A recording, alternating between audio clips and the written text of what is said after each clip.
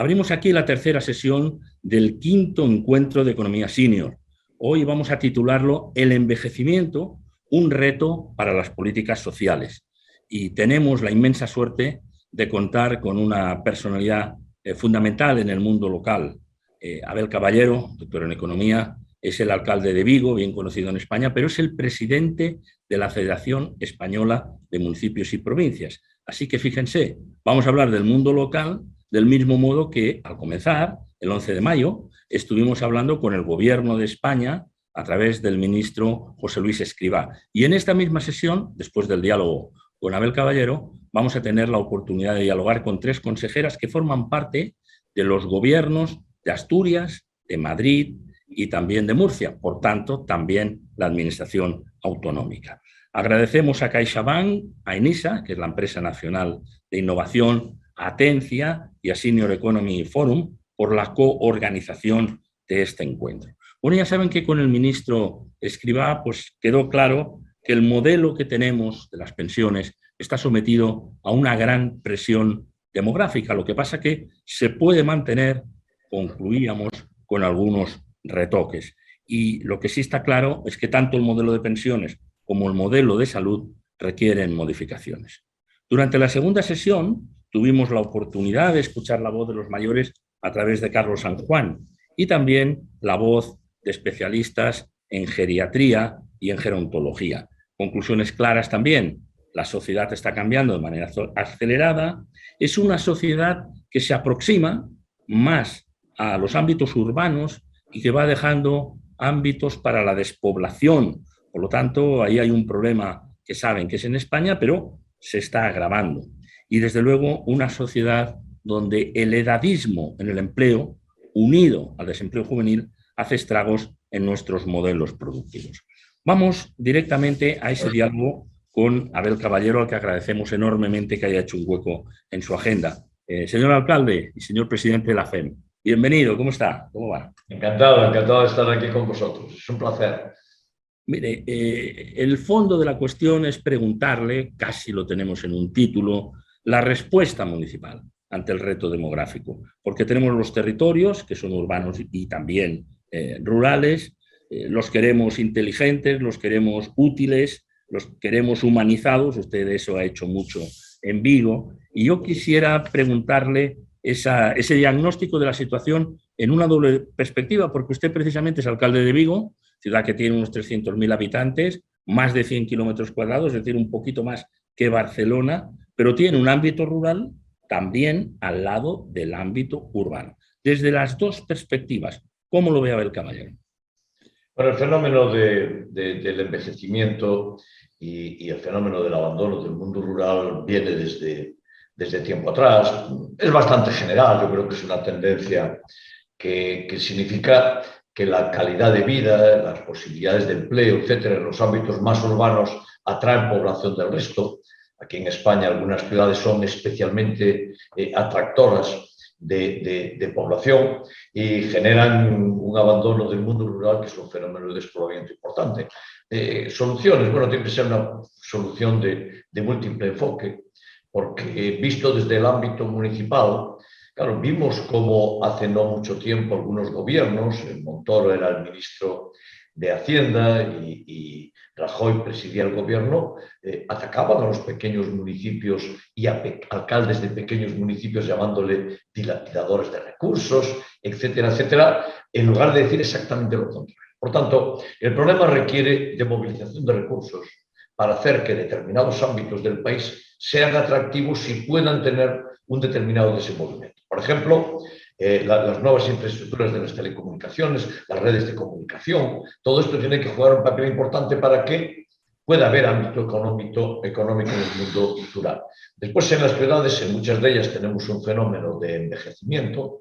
Este es un fenómeno general de prácticamente toda Europa, en el que la natalidad es menor y ¿a qué estamos asistiendo? Estamos asistiendo a políticas de inmigración importantes, que son las que se están encargando del rejuvenecimiento de una parte de la población. Y aquí vuelve a pasar lo mismo. tenemos que hacer políticas en favor de la natalidad y políticas de conciliación, tenemos que dar recursos para determinadas familias para que tengan la posibilidad de sacar adelante a sus hijas y a sus hijos. Son políticas de largo plazo que se empiezan a aplicar ahora, pero que estuvieron abandonadas durante mucho tiempo. El resultado es lo que estamos viviendo, ¿no? En la Federación Española de Municipios y Provincias que usted preside, ¿hay alguna estrategia especial? ¿Se están planteando algún tipo de política adecuada a ese reto tan tremendo que tenemos del envejecimiento?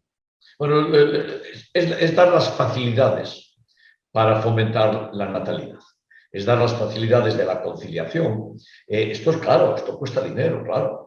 Es hacer que todas las mamás y todos los papás tengan la posibilidad de conciliar con sus puestos de trabajo, tengan atención domiciliaria, tengan las escuelas públicas y las escuelas de infantiles absolutamente gratuitas, cuestión que en esta ciudad, por ejemplo, ya existe. Es la atención para aquellas mamás, papás que necesiten alguna atención en casa para quedarse con los niños mientras concilian, son las atenciones y los campamentos de verano, es el primar en el ámbito económico, el hacer que la familia sea un elemento y que la natalidad sea un elemento a considerar.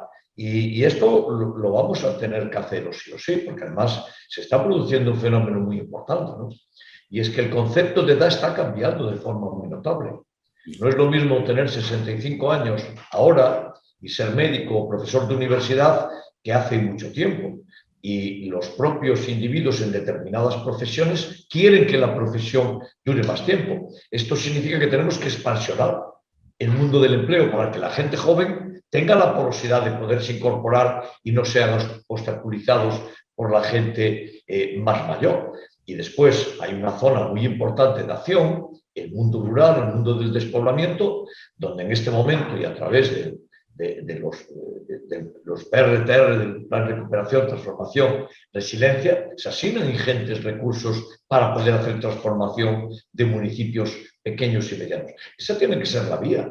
Lo que está haciendo el Ministerio de Transición Ecológica y para potenciar que el despoblamiento revierta su actividad. Si no, lo pagaremos en desertización, en incendios, en medio ambiente y daños gravísimos. Y por tanto, incluso en términos, para aquella gente que tenga menos sensibilidad, que hay que tenerlo obligadamente, es que la economía lo va a reclamar también. Sí, por lo menos hemos ganado algo, no sé si le parece, alcalde. Porque antes, por ejemplo, igual que de la despoblación no se hablaba hace 4 años, pues del envejecimiento se hablaba muy poco. La verdad es que cuando comenzamos estas reuniones, estos encuentros del foro, este encuentro de economía senior, pues casi, y este es el 5º, éramos unos adelantados. Hoy eso ya domina de una manera más importante el diálogo, el espacio mediático, las conversaciones, las preocupaciones, los debates, los foros, y no es aquello de decir, bueno, esto son cosas de mayores, igual que con la despoblación se decía esto es cosa de pueblos que solo interesa a los pueblos. Algo hemos ganado, algo hemos ganado. Sí, sí, sin ninguna duda. Y la atención preferente, pues seguramente yo me sitúo como un ejemplo, ¿no? Con la edad que yo tengo tendría que estar ya jubilado hace muchísimo tiempo. Y tengo el mejor resultado electoral de ninguna gran ciudad en Europa. Bueno, esto es un dato. No lo quiero enfatizar en lo personal, pero es un dato. O tú mismo, usted mismo, ¿no? Es un dato incontestable, no es una opinión. Quiere decir que el concepto de edad está cambiando de forma muy importante. Y tanta gente que le obliga a jubilarse en determinadas actividades podrían seguir su actuación, pero eso requiere la expansión de la economía. La solución del problema de las pensiones va a venir porque una parte de gente decida posponer su jubilación y seguir su actividad, pero eso requiere tasas de crecimiento importantes en las economías. Y ese es el dato con el que tenemos que convivir. Y por tanto la cuestión no es cuánto se reducen las pensiones. La cuestión es cómo buscamos fórmulas para que gentes de edad puedan desarrollar su profesión voluntariamente decidido, al tiempo que decidimos también qué porcentaje del Producto Bruto dedicamos a pensiones. Porque la cuestión no es el mecanismo de la generación, la cuestión son los porcentajes. Y es cierto que en España no tenemos un porcentaje muy alto del Producto Bruto dedicado a pensiones. Por tanto, tenemos que hacer la reflexión en el ámbito global. Claro, ¿qué sucede? Que nuestro sistema de reparto significa que los que trabajamos muchos años repartimos nuestro trabajo para pensiones que se percibían en aquel momento y ahora puede parecer que son insuficientes. Bueno, pues le tenemos que dar una respuesta distinta. La respuesta no puede ser nunca que se disminuya el porcentaje global de participación de las pensiones en el Producto Bruto. Es exactamente al contrario. Se tiene que seguir aumentando. Y, por tanto, nuestra reflexión tiene que ir en un bloque de acciones, porque no es una única cuestión de una única reforma. Es una forma global, distinta, de entender el fenómeno del envejecimiento, el fenómeno laboral, el fenómeno de la coexistencia de viejas tradiciones y nuevas tradiciones en términos de edades que se tienen que compatibilizar y tienen que funcionar conjuntamente. Hay que cambiar el paradigma y la forma de entenderlo porque el fenómeno en el futuro va a ser todavía más complejo. La esperanza de vida va a aumentar y, por tanto, tenemos que ir viendo formas distintas de enfocarlo. El viejo paradigma de enfocar las pensiones ya no vale. Pero el paradigma de decir las pensiones no se pueden sostener y hay que disminuirlos, eso es todavía más dañino. Por tanto, hay que compatibilizarlo. Y esa es la función de los rectores de la política, claro. Bueno, por el mismo criterio, el Pacto de Toledo famoso, que a finales del siglo XX se basaba, ¿no?, en la salud y las pensiones, parece que no es suficiente. Así que ahora estamos en otras circunstancias, han pasado casi 30 años y a mí me gustaría, usted que lo conoce bien, preguntarle qué hay que modificar ahí, si es que hay que modificar, qué se tiene que quitar, qué se tiene que añadir. Lo que no puede pasar es que las pensiones de los activos anteriores del mercado de trabajo disminuyan en términos de poder adquisitivo. Tienen que seguir aumentando. Nosotros tenemos que hacer, y la economía es para eso, para que el futuro viva mejor que el pasado. No puede ser que nosotros llevemos esto a una situación en la que el futuro vive peor que el pasado. Y el futuro son las pensiones de tantas y tantas personas que hicieron que en el pasado se viviera, independientemente de la edad, de una forma más razonable, en términos de calidad, ¿verdad? Y por tanto, yo aquí quiero ser radical en el planteamiento. Es equivocado el enfoque de los que quieren hacer que las pensiones disminuyan porque el sistema no las sustenta. Primero, es falso. Segundo, significaría que el sistema es menos productivo que el anterior y vuelve a ser falso. Y por tanto es un debate de distribución. Y en ese debate de distribución tiene que entrar la política. Y tiene que entrar la política con el criterio de una distribución justa, porque el mercado no redistribuye pensiones. Las pensiones se redistribuyen desde el ámbito de la política. Y la política tiene que ser y estar muy atenta. Después, insisto, el fenómeno de despoblamiento, que lo estáis tratando en paralelo, no necesariamente es concomitante y es lo mismo, el despoblamiento requiere recursos para que los pequeños ayuntamientos puedan ofrecer capacidad de generar economía y de generar calidad de vida a las personas que decidan quedarse en estos sitios. Eso está claro, pero una ciudad como Vigo, que no es la única, que tiene un entorno urbano muy potente, muy poderoso, muy industrial, pero que tiene también muchas zonas rurales en su extensión de más de 100 kilómetros, ¿hay algún tratamiento distinto, quiero preguntarle, desde el ayuntamiento para las personas mayores, ámbito urbano o ámbito rural? No, porque al ser una ciudad la distancia es menor. Entonces, ¿en qué lo sentimos mucho? Lo sentimos mucho en que el sistema de transporte público es extremadamente caro. Ya. Cuando tienes que llegar a través de transporte público urbano, autobuses, a zonas donde hay muy poquita población y hay que llegar, pues ahí significa una carestía, ¿no? Pero, claro, esto es una ciudad. Y tiene una parte rural en el que pues, una parte importante de la cobertura, por ejemplo, en términos de redes, pues es buena. Está muy cerca de la universidad, una parte rural de la ciudad. Son hábitos de vida, pero no significa que el rural de Vigo, en Vigo 70.000 personas, eso siempre pasa, los móviles se disparan en el momento inoportuno.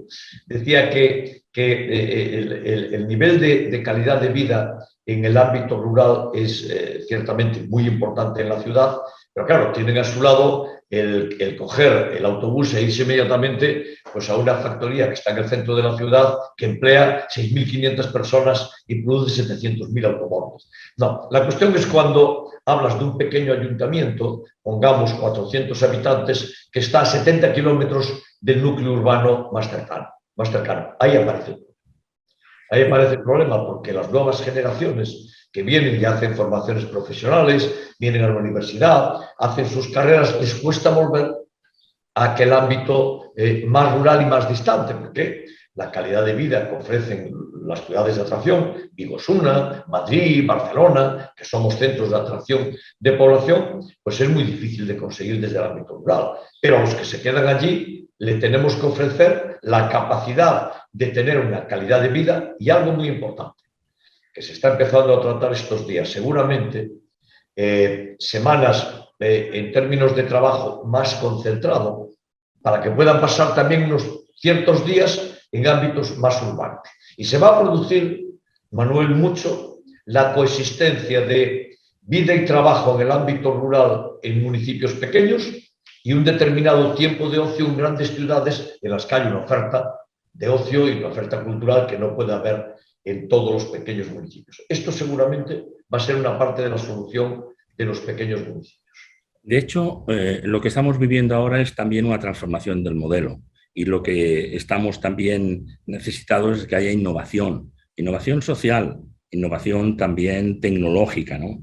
En el caso, por ejemplo, de la Smart City, ¿no? De la ciudad inteligente, una tecnificación de la ciudad, pero bueno, esa tecnificación de la ciudad tiene que tener en cuenta también a las personas mayores, porque cuando se quejaba de los bancos el señor Carlos San Juan, pues para determinadas gestiones, ¿no? Con la administración pública, pues se tienen los mismos requerimientos digitales que para actuar en un banco. Por lo tanto, también desde las administraciones, incluida la tributaria, deben tener una sensibilidad especial, ¿no? Para esas personas, la famosa campaña de soy mayor pero no idiota, que usted conoce, ¿no?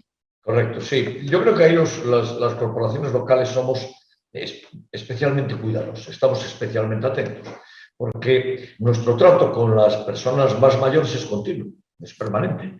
Entonces somos conscientes que hay una parte de la población en el que el nivel de entendimiento de los procesos digitalizados es muy bajo. Entonces hacemos tratamientos especiales, pues se vienen a los ayuntamientos y aquí se les atiende, se les hace todo, se les cubre todo. En mi ciudad, por ejemplo, estamos montando oficinas descentralizadas del ayuntamiento y en cada una de las zonas de la ciudad hay oficinas a las que la gente que sea menos capaz en términos de la utilización de las nuevas tecnologías van allí y allí se les hace el servicio. Y después estamos haciendo campañas de divulgación de la utilización de informática, etcétera, que dan muy buen resultado. Y la gente mayor se acondiciona y se aclimata pronto también a ello, ¿no? Y por tanto, hoy tendremos que ir haciendo un sistema mixto, que va a ser la transición, que durará pues, 10, 15 o 20 años, ¿no? Pero dentro de ese tiempo, Manuel, va a suceder una cosa muy importante, y es que vamos a tener los centros administrativos vacíos de personas, porque todo se va a hacer digital. Y en ese momento tenemos que transformar, por ejemplo, este ayuntamiento en un lugar de encuentro ciudadano para poder estar, subirse a la torre, ver la ciudad, para hacer ocio y, por tanto, hacer que los antiguos ayuntamientos que van a funcionar dentro de 20 años de forma telemática casi al 100% sean lugares de encuentro. Y, por tanto, hacer mecanismos de atracción de los ciudadanos hacia los ámbitos públicos y los edificios públicos y la oferta pública completamente diferenciada. Un reto muy importante. Estamos siempre dialogando, yo he tenido oportunidad de dialogar con usted sobre ese concepto de territorio rural inteligente, pero es igual, vale para el territorio urbano inteligente, con una especialización o con una especial atención para la situación de las personas mayores, aunque usted nos ha dicho al momento de comenzar, y estamos completamente de acuerdo, que hoy 65 años pues no son los 65 años de hace 20, evidentemente, y por lo tanto, aun con todo y con esa prolongación de la vida, tenemos que crear unos territorios rurales inteligentes y a la vez urbanos inteligentes. Sí, esto es imprescindible. Los urbanos inteligentes ya estamos en ello. Las Smart Cities empiezan a ser ya una realidad, ¿no? Ya empezamos a tener sistemas de coordinación semafórica de acuerdo con necesidades que van surgiendo sobre la marcha, ¿no? Y la propia ciudad autónomamente se está haciendo inteligente.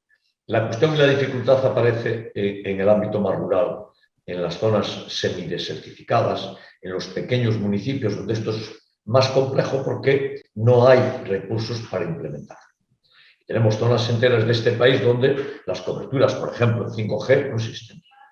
Y esto lo tenemos que hacer si queremos hacerlos medianamente atractivos, ya no digo muy importantemente atractivos.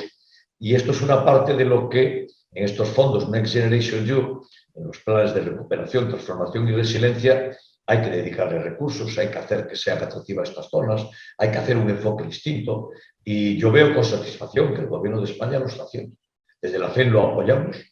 Estamos completamente de acuerdo que un porcentaje muy alto de estos fondos europeos se dedique a estos lugares porque en general tienen infraestructuras de las tradicionales suficientemente bien dotadas, digo en general, no todo el mundo, pero no tienen nuevas tecnologías, nuevas formas, atracción para que algún tipo de gente se pueda ir y trabajar en red desde determinadas zonas de España, y esto es todavía una tarea pendiente. Si usted tiene una visión general de España, pues porque por algo es el presidente de la FEM, ¿no?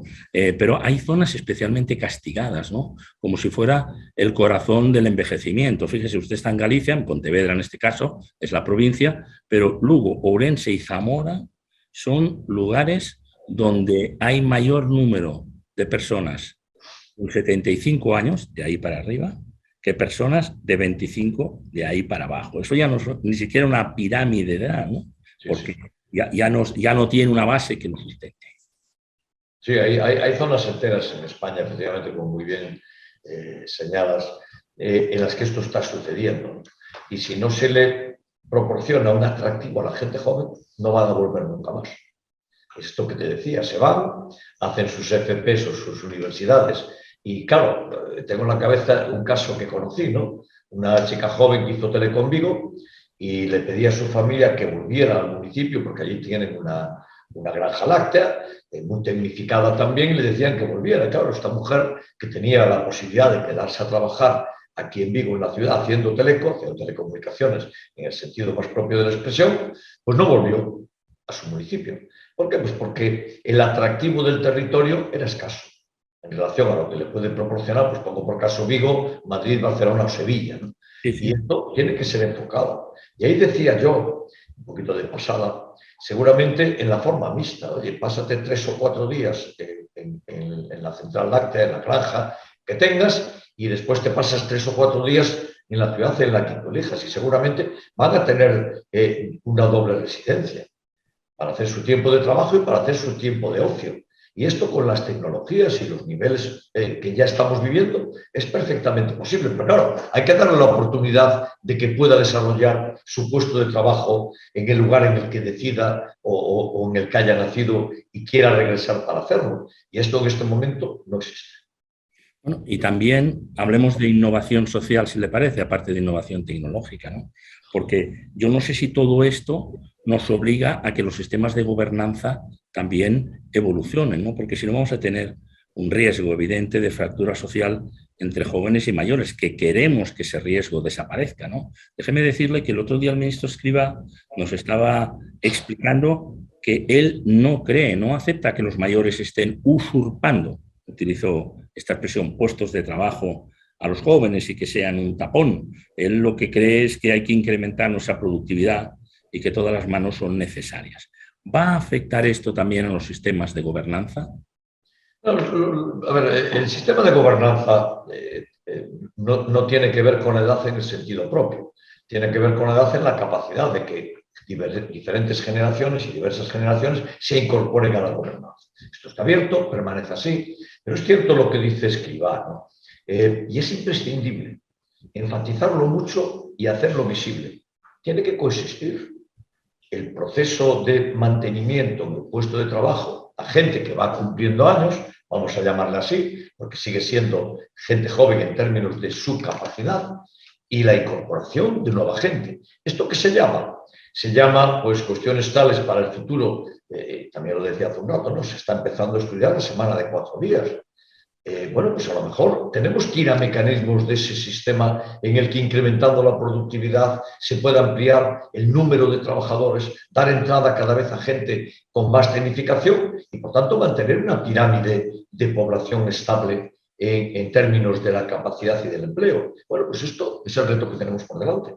Y visto desde la gobernanza, bueno, la gobernanza es el proceso democrático, la forma de establecerlo, y lo que hay que hacer también es hacer atractivo que el mecanismo de la toma de decisiones sea atractivo para la gente joven. Bueno, seguramente determinadas actitudes de la política no lo facilitan mucho. Cuando muestra la política en la discusión permanente, en la bronca permanente, en el desaguisado permanente. Bueno, yo ofrezco un modelo, el modelo Vigo, déjame que lo llame así, ¿verdad? Que es un modelo del 90% de la ciudad comparte lo que estamos haciendo. Y el 70% produce voto hacia la lista que yo encabezo, que no es una lista del Partido Socialista, ni siquiera una lista de Abel Caballero, es una lista de la ciudad. Y lo enfocamos así. Y se está produciendo un modelo político de funcionamiento que compatibiliza tantas cuestiones, centrándonos mucho en lo común y ladeando aquello en lo que tenemos divergencias y enfatizando los elementos comunes. Pues seguramente la gobernanza democrática y la forma de llevarlo adelante requiere también planteamientos distintos, y las políticas tienen que ser, pues enviar, como vamos a hacer este año, 3.000 chicos y chicas de 15 años a estudiar inglés en Inglaterra, becados por el ayuntamiento. La verdadera armada invencible, Manuel, se va a producir desde Vigo. 3.000 chicos y chicas se van a Inglaterra a estudiar inglés gratis total con una beca del ayuntamiento. Pues esto compatible con que gente de determinada edad pueda hacer running, pueda hacer deporte, pueda hacer cultura o pueda hacer algo que también implemente al ayuntamiento. Tenemos que hacer un planteamiento porque la sociedad es diversa en gustos, en aficiones, en sentimientos, en ideología y diversa en edad, y hay que atenderlo todo.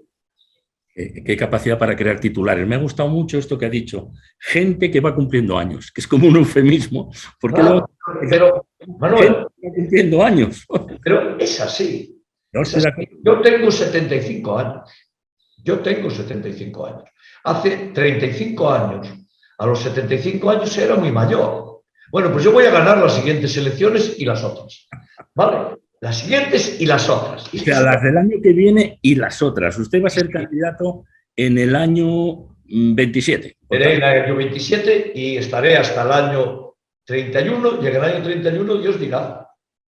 Porque la gente que cumplimos edad queremos participar del proceso activo. Hay gente que no quiere hacer otras cosas, pero otra mucha gente quiere participar del proceso activo de construcción de ciudad y de país. Y la ciudad y el país le tienen que ofrecer las ventanas para hacerlo. Y por tanto tenemos que cambiar todos los conceptos en esto. Se está produciendo un cambio de paradigma total en este concepto tan importante. No, hay gente que quiere seguir siendo útil. No, yo estoy completamente de acuerdo porque al final la edad, más allá, obviamente, de la salud, la movilidad, etcétera, la edad está en la cabeza. Y entonces aquí conocemos muchos viejos de 30 años y muchos jóvenes de 75. Esto es así. Hay gente con poca edad pues, que tienen un nivel de fuerza menor, y hay gente y otros muchos tienen un nivel de fuerza inmensa, ¿no? Que es lo general, la gente más joven, pero hay mucha gente mayor que ya enfoca esto de otra forma. Y esto es un gran reto. Es un gran reto para nosotros, para la gente de la política, porque le tenemos que dar soluciones.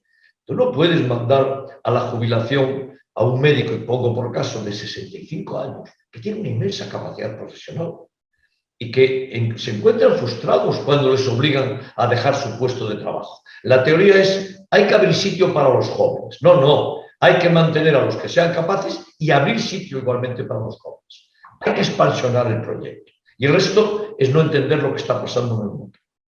Bueno, vamos a concluir, si le parece. Le agradecemos mucho su intervención. Me surge la pregunta, ya que hemos hablado de elecciones. Estamos a un año aproximadamente, a menos de un año desde el día de hoy, de las próximas elecciones municipales. ¿Usted tiene la impresión de que en esa campaña electoral todas estas cuestiones que estamos hablando aquí, en este encuentro de economía senior, van a estar presentes de una manera especial en la campaña electoral, en las propuestas de los partidos o en las estrategias relacionadas con el envejecimiento que plantee la Federación Española de Municipios y Provincias? ¿Cree usted que va a ocupar un espacio? Me es difícil contestar porque las campañas electorales son diversas y cada uno hace su planteamiento personal, ¿no? Pero yo lo tengo activo de forma permanente en el planteamiento político que hago cada día. Activamente estoy todo el tiempo tratando sobre esto y tomando decisiones sobre esto y buscando fórmulas que permitan cómo al final todo esto se cohesiona, porque nunca nadie dijo que la política fuera fácil y cada vez es más compleja, porque cada vez hay más nivel en la calidad demandada, hay más nivel intelectual y más nivel profesional en la gente, porque estudiamos más, porque estamos mejor preparados y por tanto la demanda es continua. Por cierto, ya no es demanda solo de votar cada 4 años, es demanda colectiva de la ciudadanía de participar de forma permanente. Y esto lo cambia todo. Esto lo cambia todo. Por eso yo creo que sí que debería pasar, pero bueno, cada uno verá cómo lo enfoca. Yo no lo enfoco como campaña electoral, Manuel. Lo enfoco como acción política directa de forma permanente. Y desde este momento, y desde hace mucho tiempo. Muy bien. Exacto. Abel Caballero, un placer siempre dialogar con usted. Muchísimas gracias. Felicidades. Muchísimas gracias a ti. Gracias por haber estado en este 5º encuentro de Economía Senior. Gracias. Gracias. Y nosotros vamos a continuar ahora en unos instantes, porque como les decía al comienzo, vamos a tener la oportunidad de dialogar con 3 personas que forman parte, consejeras, de gobiernos autonómicos, concretamente el de Asturias, el de Madrid y el de Murcia. En un momento entramos en diálogo con ellas.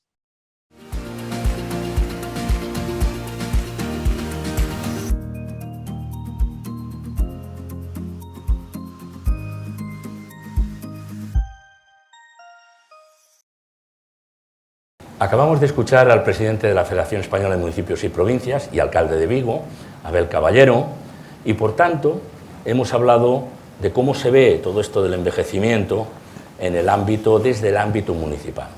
Y también, cuando comenzamos este encuentro, este 5º encuentro de Economía Senior, tuvimos la oportunidad de entrevistar al ministro José Luis Escrivá.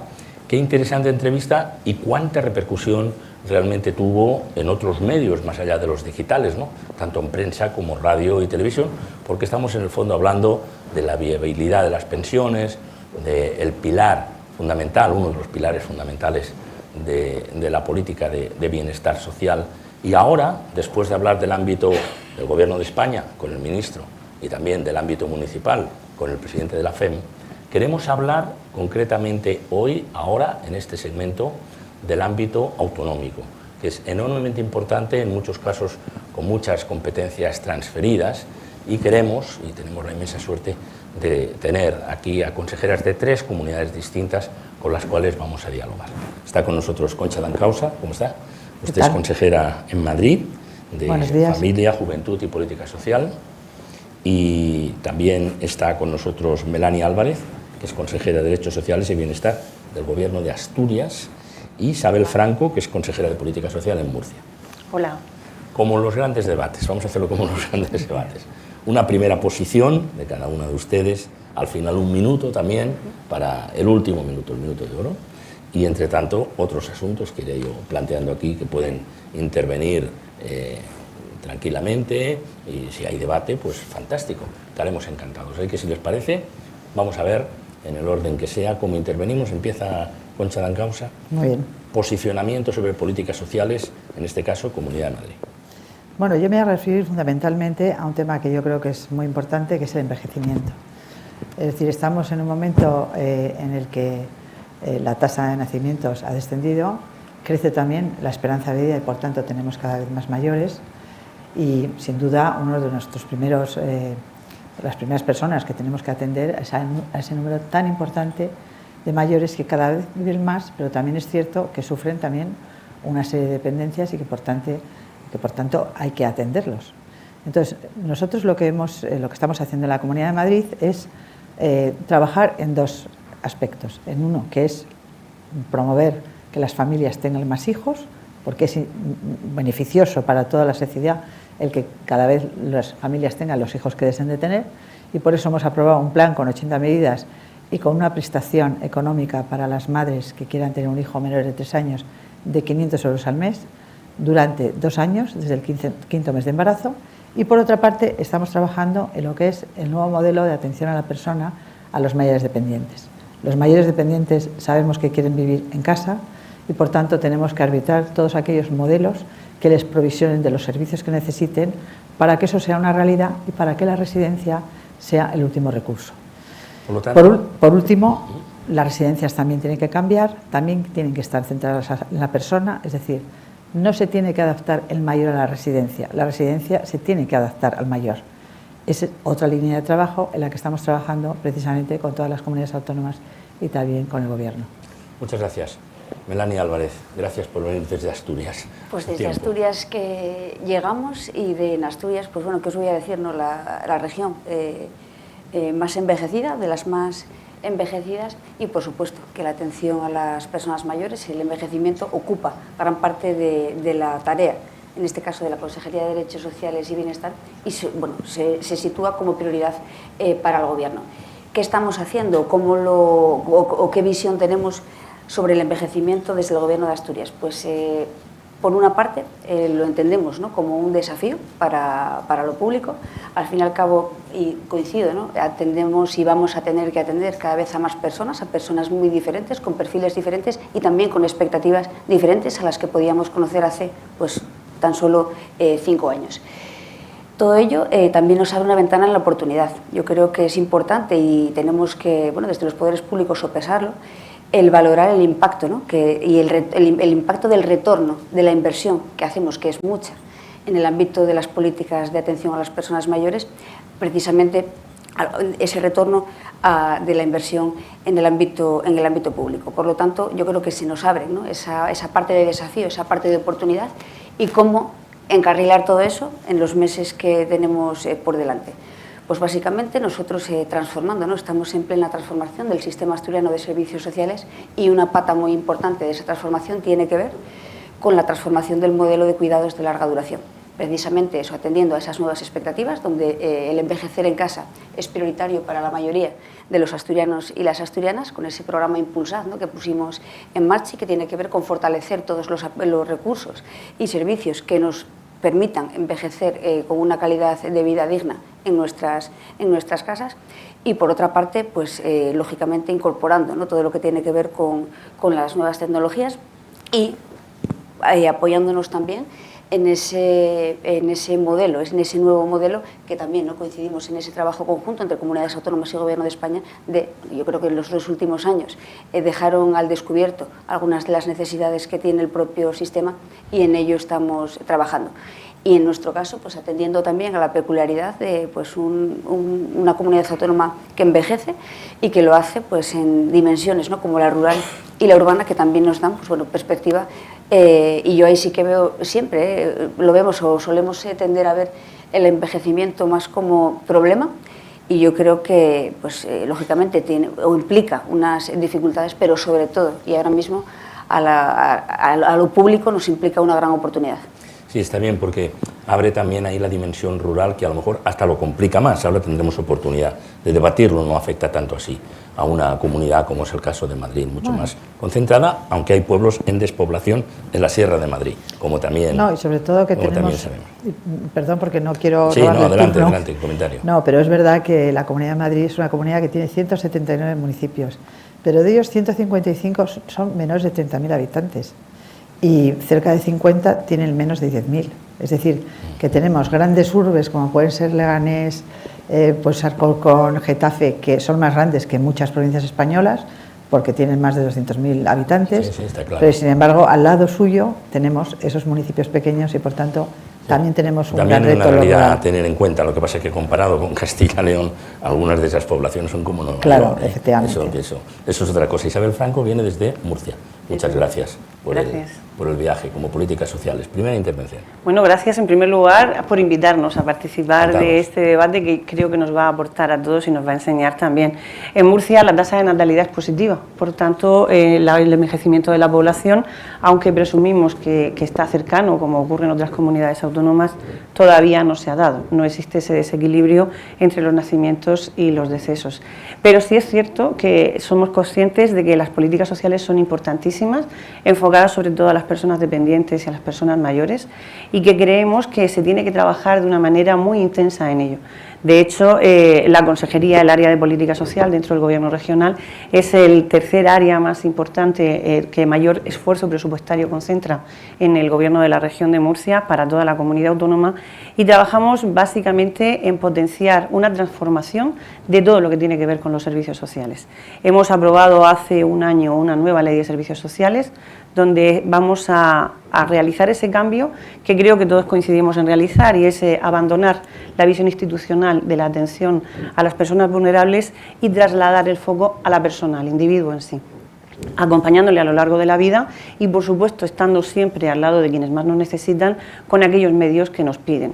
El confinamiento nos enseñó que las nuevas tecnologías y los servicios a domicilio son los preferidos por los usuarios, en este caso por las personas mayores y dependientes, y esa es la línea en la que vamos a seguir realizando un esfuerzo importantísimo con la incorporación de las nuevas tecnologías que también nos están sirviendo para favorecer esa coordinación sociosanitaria entre el ámbito sanitario y el ámbito sociosanitario propiamente dicho, con el fin de que trabajemos juntos en el entorno de las residencias, en el entorno de los centros de día, en la teleasistencia o la ayuda a domicilio, pero también en el entorno sanitario, porque al final hablamos de ciudadanos y ciudadanas que necesitan de una atención médica específica. Destaque un momentito esa noticia que me parece. Murcia tiene una tasa de natalidad más alta que la media española. Así es. Positiva. Sí.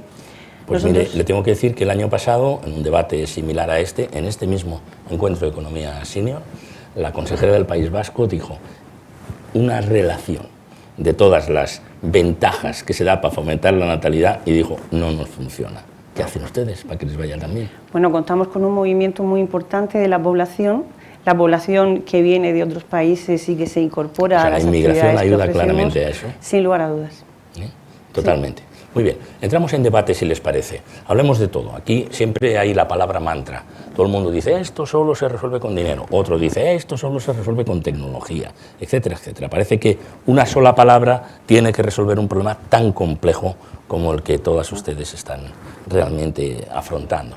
Yo quiero poner en primer lugar la tecnología. En todos estos pasos, en todos estos saltos hacia esa comunicación, efectivamente, ese deseo de la ciudadanía, estuvo con nosotros también Carlos San Juan, decía, la gente quiere envejecer en su casa, por lo menos hasta que sea posible.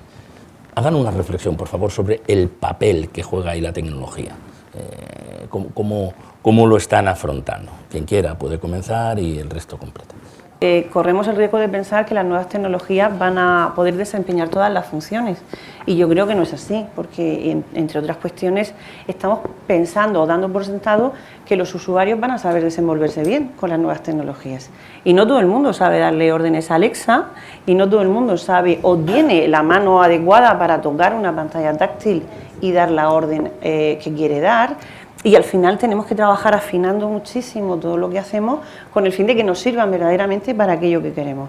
¿Para qué nos sirven? Creo yo, para hacer unos seguimientos exhaustivos, para mantener canales de comunicación abiertos que permitan a la persona sentirse acompañada, para apoyar el trabajo de los profesionales, tanto en el caso de la asistencia social como en el caso de los auxiliares o los enfermeros o médicos, pero nunca por sí sola. Es decir, las nuevas tecnologías es verdad que nos ofrecen posibilidades muy amplias en estos momentos, pero tenemos que ser también muy concienzudos a la hora de seleccionar qué tipo de apoyo van a prestar a los profesionales. La tecnología es importante, pero otro día nos decía Carlos San Juan, en la segunda sesión, nos decía, tiene que haber una burbuja analógica, porque hay gente que no se sale de la burbuja analógica, no se mete en la digitalización y lo tiene muy difícil. Una tenemos que convivirán, ¿no? Yo creo que esos dos planos, la complejidad que entraña el cuidado en sí, por eso yo lo señalaba al principio, ¿no? Los diferentes perfiles de personas, donde vivan. No es lo mismo, nosotros allí no es lo mismo, tendrá que convivir y seguir conviviendo el programa Rompiendo Distancias, ¿no? Que acerca el cuidado a las personas que viven en los lugares más dispersos, en zonas de alta montaña, con el que puedas tramitar, quien pueda hacerlo, pues una solicitud vía online y que no tenga dificultades. Yo creo que, y en este momento situamos la prioridad en que la tecnología nos apoye en todo lo que tiene que ver con la tramitación de esos servicios que queremos dar a las personas, que eso yo creo que es muy, muy importante en momentos como el que vivimos ahora, en el que queremos todo aquí y ahora, y a veces pues la burocracia no se siente acompañada de este tipo de avances tecnológicos, o está como un poco mirando de lejos.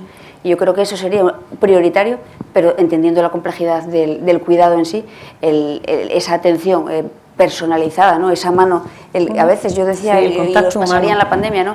Sí. Las personas que cuidan son la persona de referencia y la única mano con quien te ves a lo largo de 24 horas en un día y otro, con lo cual es necesario que convivan.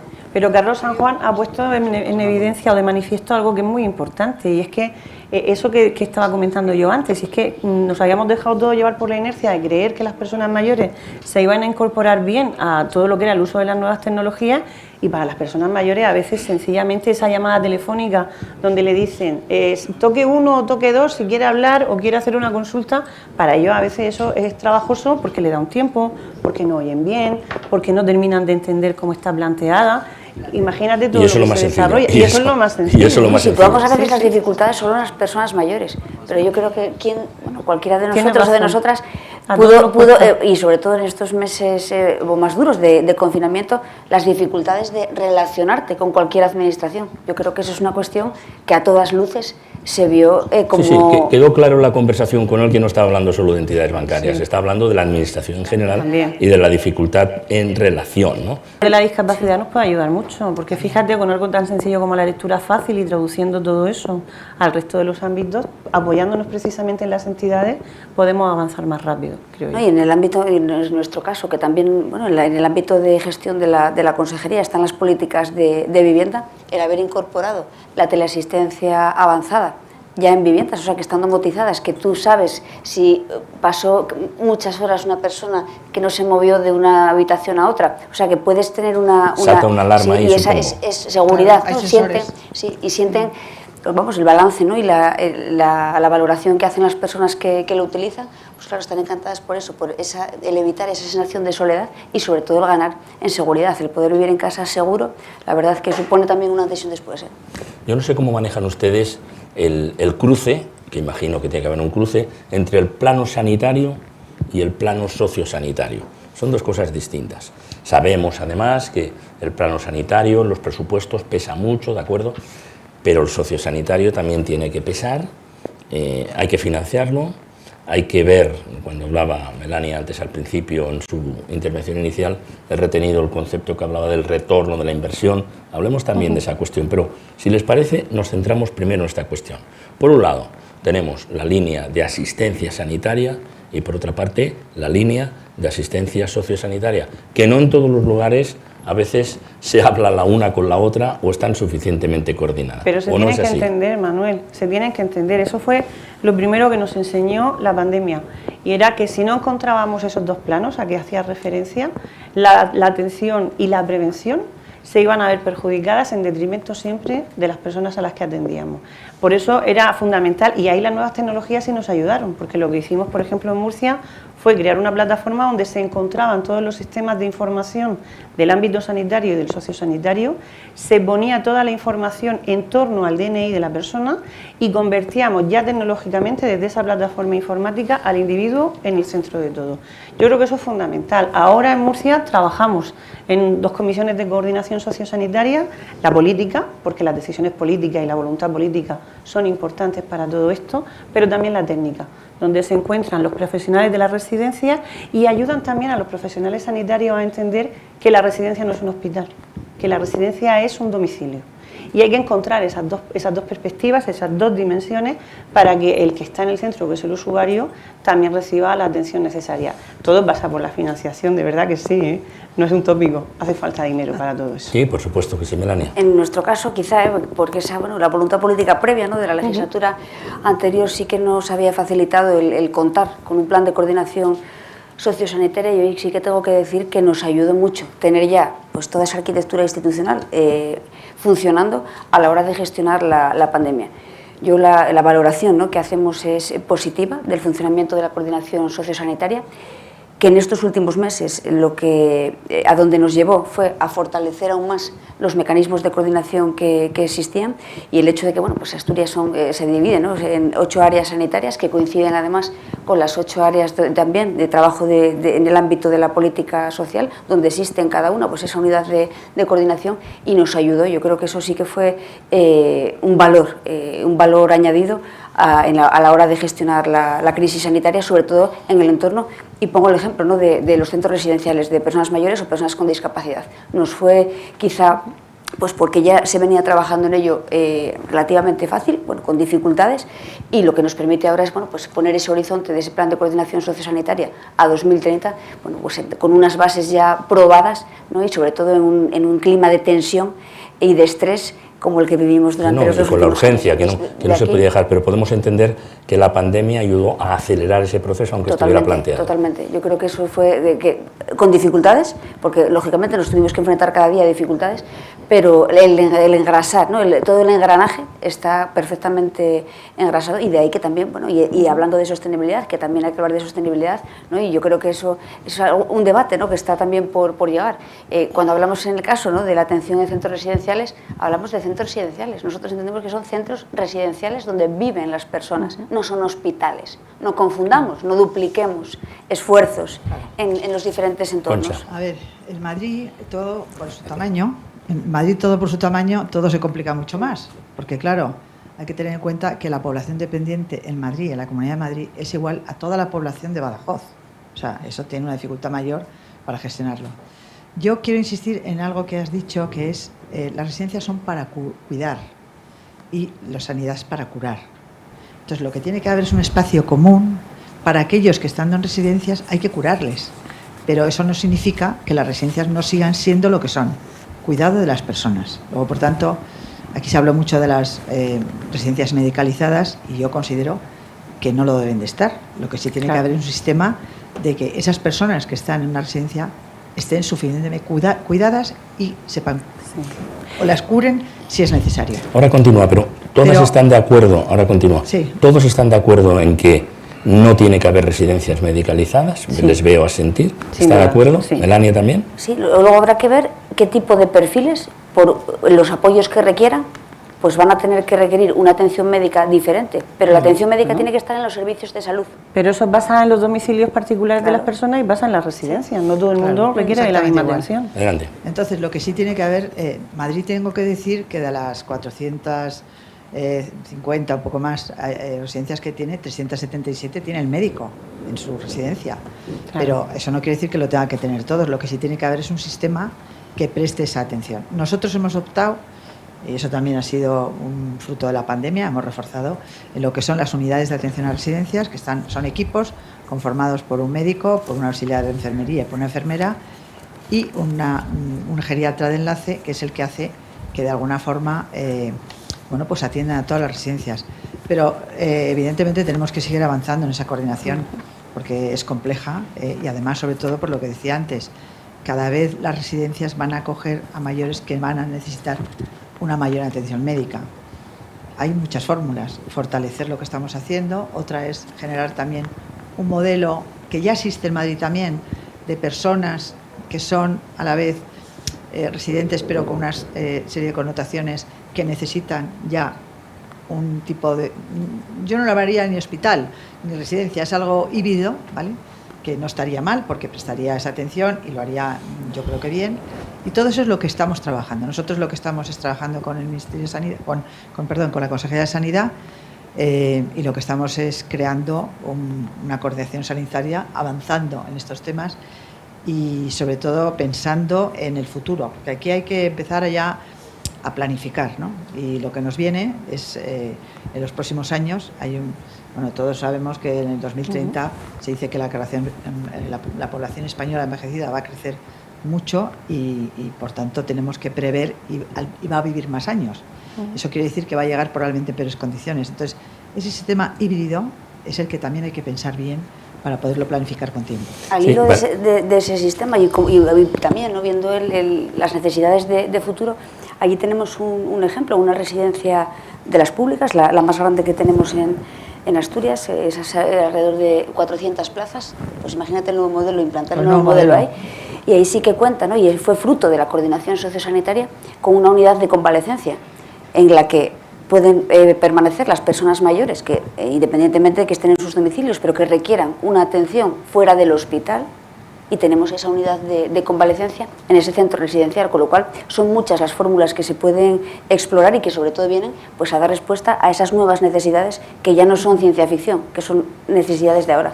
Es en el recorrido de la decadencia vital, pues no sé si llamarle de este modo, pero habrá determinados saltos y habrá quien necesite ya pasar a otra fase. Y como en ese caso se necesita otro tipo de unidad para que esa persona que a lo mejor le valía con estar en una residencia, simplemente decía porque vivía allí, ya necesite o está convaleciente de una operación, como decía, o ya necesite algún tipo de medicalización, que no sé si lo están planteando, sin necesidad de que sea el hospital totalmente, ¿no? No tiene por qué ser así. Vamos a ver, tenemos que mirar un poco hacia atrás y recordar. Cuando se concibieron las residencias con que contamos en la actualidad, hablábamos de residencias para personas que efectivamente no tenían ninguna necesidad, ninguna dependencia y sencillamente se iban a vivir allí. Eso ya no ocurre.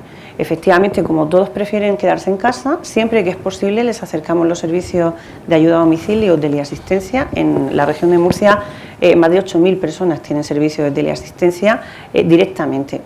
En Murcia no solamente sirve para la emergencia, sino que cuando una persona se siente sola, llama sí, y tiene una conversación que puede durar lo que sea necesario, con el fin de que esa persona se sienta atendida. Por tanto, es una primera línea de acción que, por supuesto, no es el total de lo que tenemos que hacer, pero sí es una primera línea de acción.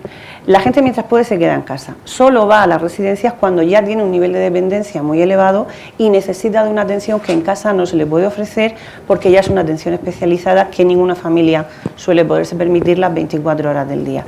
Eso es lo que nos está obligando a transformar también el modelo de residencia. Tal y como se concebieron, ya no pueden prestar el servicio que necesitamos. Por tanto, tenemos que adaptarlas y tenemos que convertirlas en ese sitio donde la persona se sienta en casa con la atención profesional necesaria, por supuesto médicos y enfermeras, pero con una atención por parte del sistema público de salud que tiene que ser el que le supervise exactamente igual que hace con cualquier usuario de la sanidad pública, de la misma manera y con la misma concepción. Entonces, nosotros vamos en la línea, lo que comentaba Concha en Madrid, de crear unas unidades de coordinación desde cada una de las áreas de salud, donde un médico, 2 enfermeras y en nuestro caso hemos incorporado a los trabajadores sociales para esa visión social, trabajen coordinadamente con cada una de las residencias. Y de esa manera reforzamos al personal sanitario que hay dentro con el fin de que la atención no falte. Pero la residencia no es un hospital. Un hospital incluso de larga estancia es un hospital, es para una persona que necesita atención médica continuada las 24 horas del día. Pero la residencia es para una persona dependiente que, por ejemplo, puede necesitar ayuda para levantarse o para acostarse o para asearse, pero eso no implica que necesite una asistencia médica, una serie de maquinaria o una serie de dispositivos que le hagan un seguimiento continuo. Entonces, ese es el reto de esa coordinación sociosanitaria, de limitar dónde y cuándo tenemos que utilizar uno u otro sistema.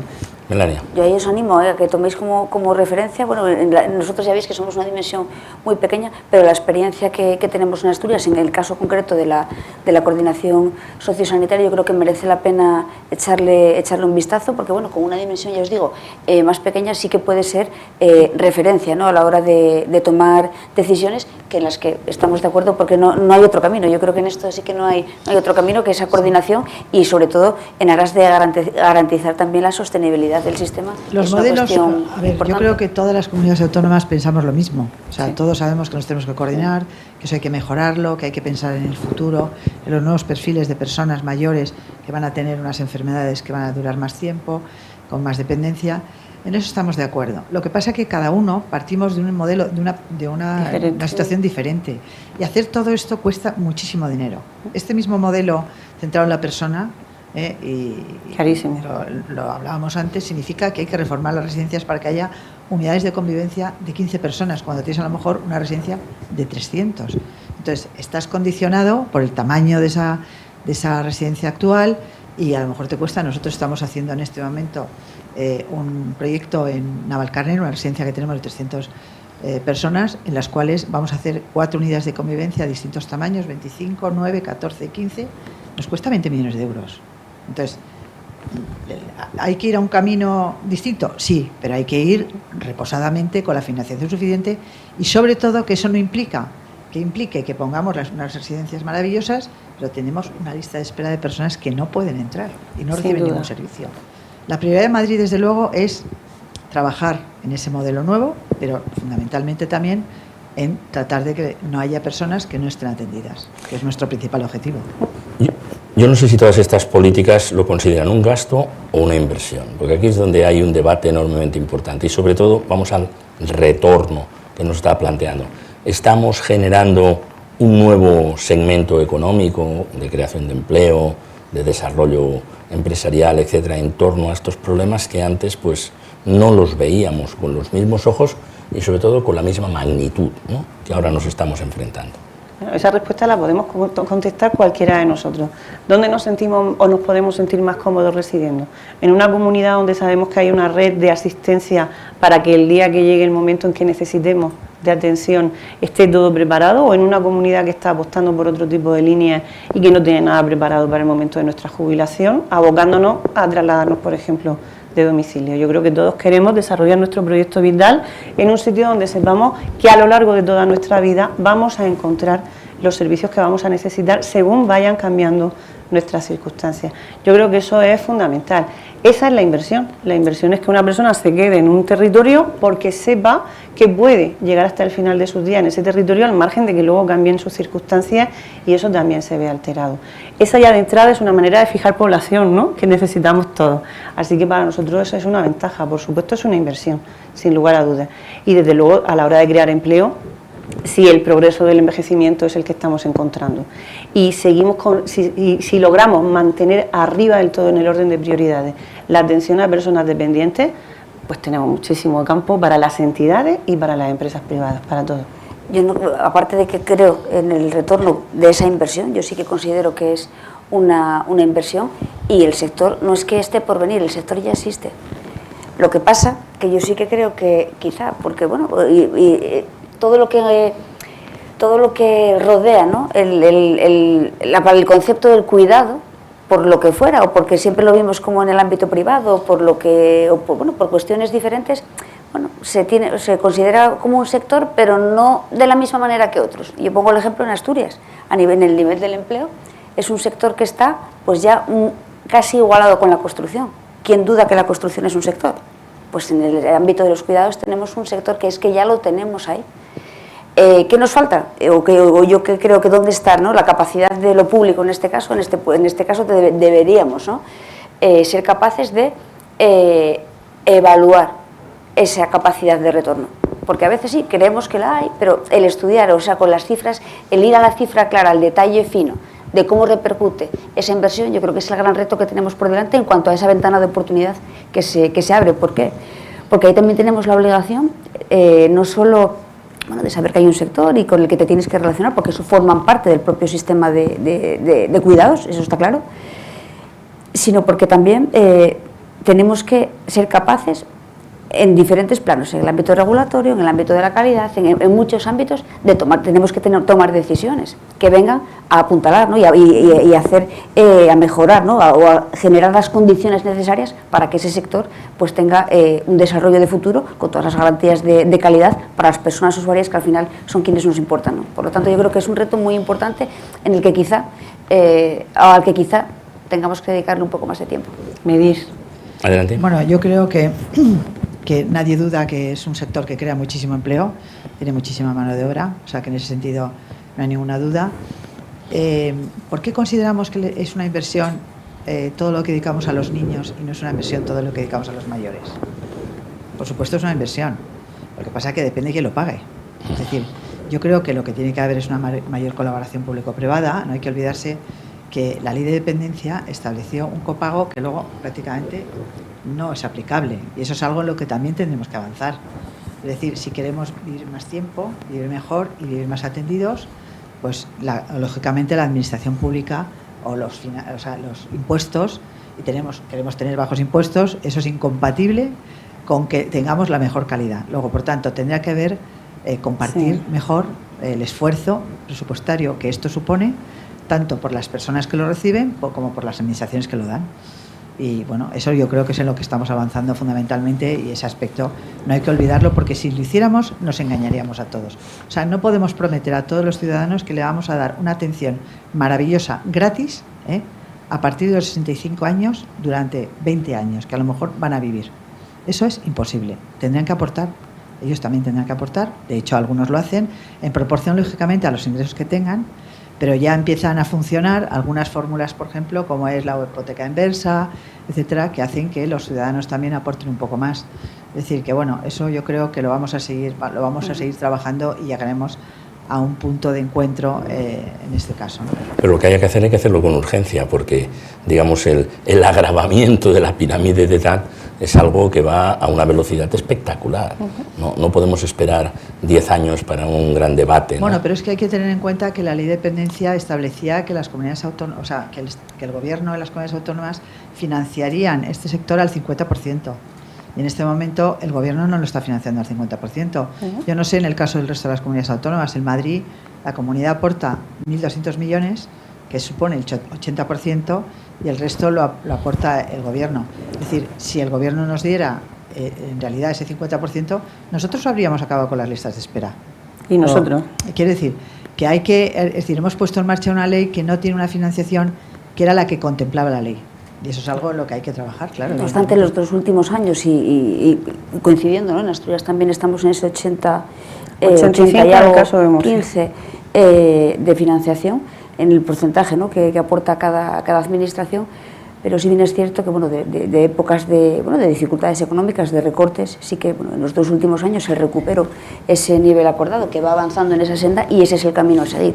Lógicamente, en esa corresponsabilidad, en este caso por parte de las administraciones públicas y por otra parte, por parte también de las personas usuarias, está claro, porque ahí está la fórmula, ¿no? que garantiza la sostenibilidad del sistema, y yo creo que ahí en ese marco tenemos que trabajar. Una última cuestión les quiero plantear y después iremos al minuto final. Aquí en otras ediciones de este encuentro de economía senior, aprendemos mucho viniendo aquí, aprendemos de todos ustedes, se llegaba a la conclusión de la necesidad de un pacto intergeneracional entre mayores y jóvenes.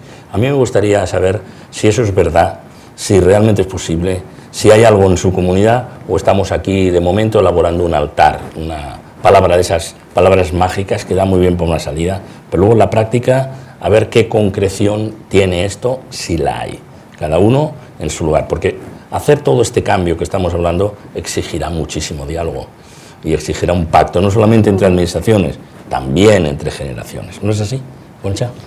Sin duda, porque los que están ahora en el baby boom, que nacieron en el año 78, pues no tendrán posibilidad de tener la pensión. Es fundamental y necesario, claro que sí, que haya un pacto generacional. Pero a ver, aquí hay un problema que es fundamental, que es crear empleo. Si somos capaces de crear más empleo, tendremos más recursos y, por tanto, ese pacto estará más compensado. Pero es que en este momento tenemos 3 millones de parados, es que es imposible. O sea, quiero decir, lo fundamental para España es crear empleo.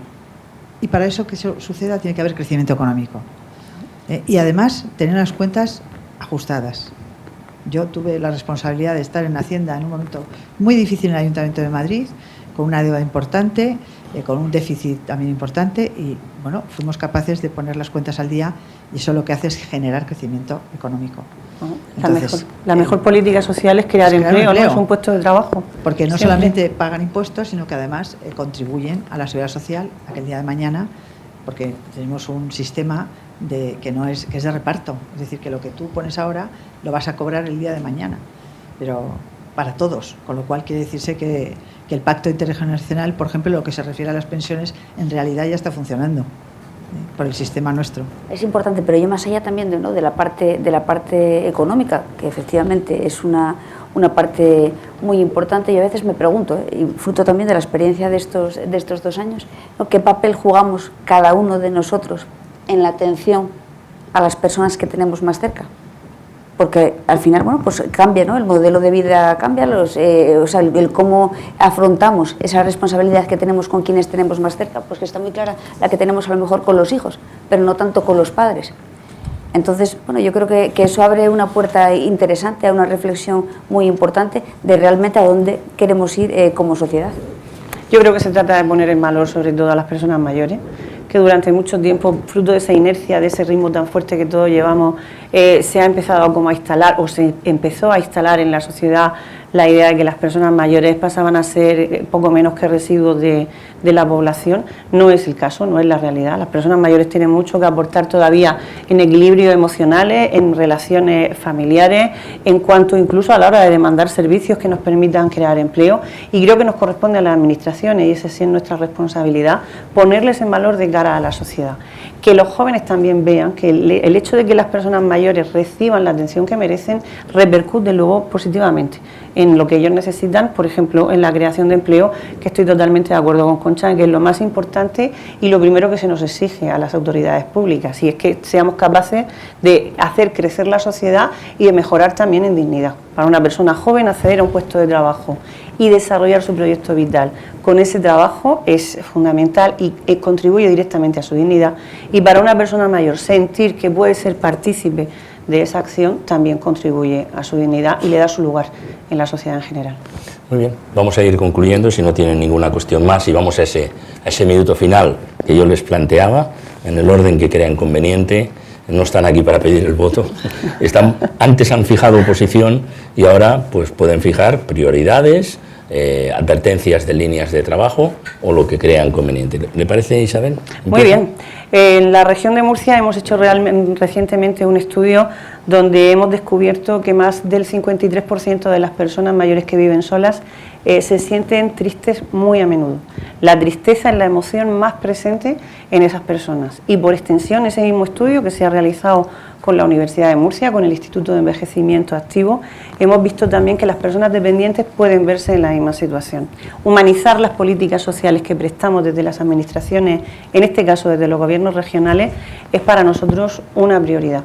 Y tenemos que buscar la manera de que todo eso que suena tan frío, como son las cifras, los presupuestos o los mecanismos o los protocolos o las coordinaciones, al final se convierta en una atención humana, cercana, cálida y sobre todo de calidad para quien nos la está demandando. Trabajamos creando un nuevo marco. Vamos a presentar muy pronto ese nuevo plan de servicios sociales, un nuevo plan también de coordinación sociosanitaria, y apostamos precisamente por convertir a esas personas mayores en el centro de nuestras políticas. Con ellas, los dependientes y, ¿por qué no?, también hablar de la infancia. Es decir, al final, cuando hablamos de población o hablamos de atención y cuidados, tenemos que mirar a todo el mundo por igual, porque todos, absolutamente todos, pueden necesitar de una política social en un momento dado de su vida.